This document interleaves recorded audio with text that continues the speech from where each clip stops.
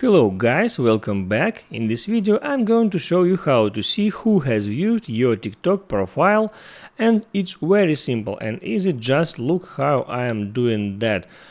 First of all, I need to open up TikTok application, of course, get in my profile, and here I see this eye icon.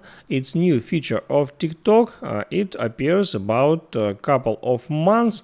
And so when I hit that button, I see all the people who viewed my profile in the last 30 days.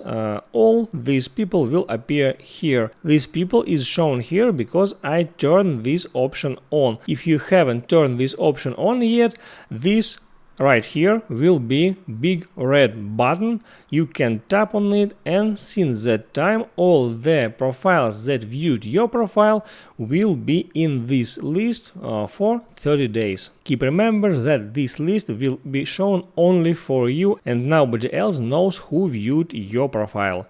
Make sure you like this video if it was helpful for you, and see you next time.